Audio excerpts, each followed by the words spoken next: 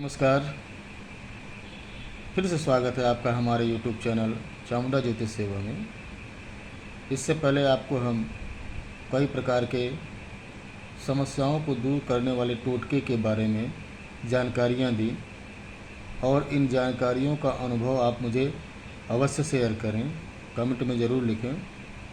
आज मैं एक विशेष तथ्य पर बात करने वाला हूँ। जैसे कि सबके घर में ये सब समस्याएं सुनने को मिलती है कि हमारे घर पितृदोष है, हमारे ऊपर किसी ने कुछ किया है, कराया है, कोई निगेटिव शक्तियां हमारे घर में हैं।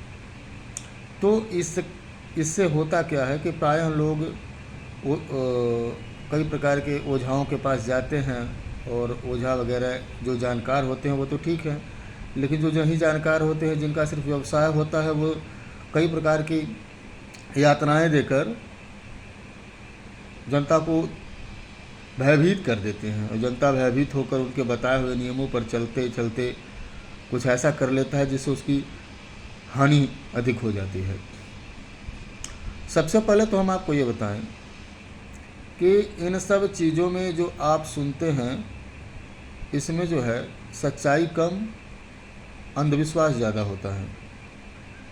ऐसा नहीं है कि इसमें सच्चाई होती नहीं है, सच्चाई होती है, लेकिन उस सच्चाई को ऐसे ऐसे तरीक़ों से पेश किया जाता है कि वो छोटी से छोटी चीज़ बहुत भारी महसूस होने लगती है।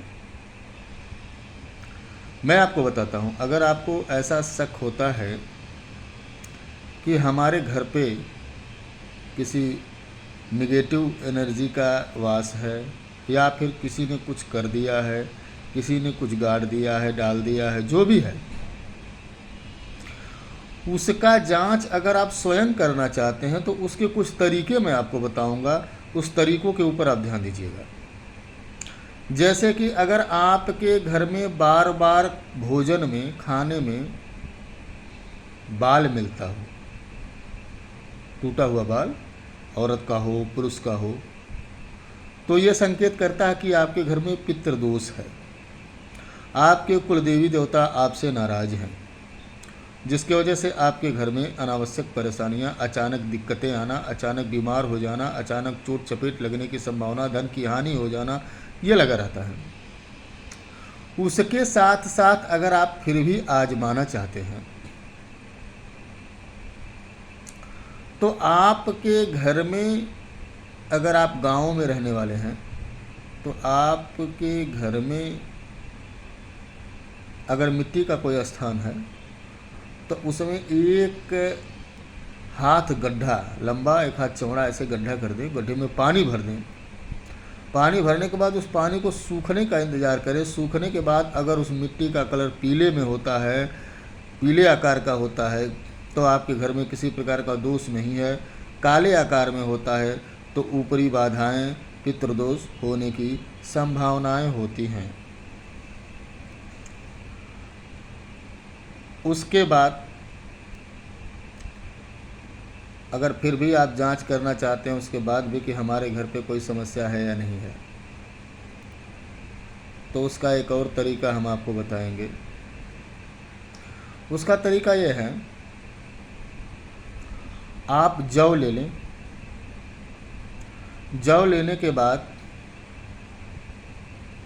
आप एक मिट्टी के बर्तन में, मिट्टी का जो पकाया हुआ बर्तन होता है, उस बर्तन में ताज़ी मिट्टी भर लें और उसमें जो है पानी से उसे भिगो दें और जौ उसमें डाल दें। जौ डालने के बाद प्रतिदिन अपने सपरिवार के सर पे एक छोटे लोटे से पानी लें, सपरिवार के सर पे घुमा के उसमें डालें और जो आप जौ मिट्टी है उसमें जो जौ है, एक मुट्ठा जौ उसमें बो दें।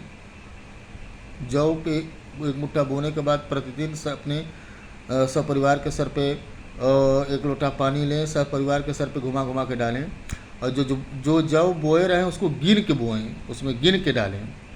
और जौ उगने के बाद अगर अधिक से अधिक जौ उग जाता है तो दोष आपके घर पे नहीं है या कम है। कम से कम जौ उगता है तो आपके घर में दोष है। ऐसा माने। उसके साथ साथ फिर भी आप जानना चाहते हैं गृह दोष, पितृदोष, इस तरह की समस्याएं हमारे ऊपर या घर में हैं कि नहीं हैं, तो अपने परिवार में सबकी जन्म कुंडलियों को लेकर जाएं किसी जानकार ज्योतिष के पास। अगर आपकी कुंडली में या आपके परिवार के सभी व्यक्तियों की कुंडली में अधिकाधिक संख्या में राहु और केतु नीच अवस्था में, पीड़ित अवस्था में हैं, तो आप ये समझ लीजिए कि हमारे घर पर पितृदोष या ऊपरी दिक्कतों जैसे दोष की संभावना है, या फिर हमारे घर में ऐसा दोष है, ऐसा मान लें। इससे भी आपको जानकारी प्राप्त हो सकती है। या अगर आप अपने घर में पूजा का स्थान रखते हैं, उसमें शाम के समय दीपक लोग जलाते हैं, तो अगर आप भी दीपक जलाते हैं और आपका दीपक बहुत अच्छी तरह से जल रहा है, बहुत बढ़िया तरीके से जल रहा है, उसमें किसी प्रकार की दिक्कत नहीं हो रही है, बार बार बुझने की तरफ नहीं जा रहा है, तो आपके घर में पितृदोष नहीं है, ऊपरी दोष नहीं है। और अगर दीपक अच्छे से नहीं जल रहा है, बार बार बुझने की तरफ जा रहा है, उसको आपको बार बार जलाना पड़ रहा है, बत्ती बार बार उसका सही करना पड़ रहा है, तो ये भी एक संकेत है कि आपके घर में ऊपरी बाधा और पितृदोष होने के लक्षण दिखाई दे रहे हैं। इससे भी आप इन सब चीज़ों के बारे में जान सकते हैं। अगर आप अपने घर में अगरबत्ती, धूप बत्ती जो भी यूज करते हैं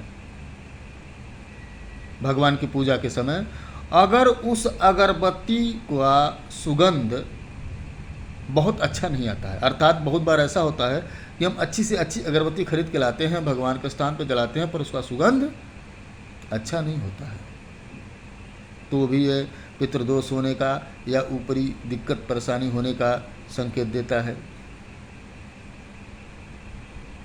या अगर आपके यहाँ खाना बनता है, बहुत अच्छे से आप भोजन बनाते हैं,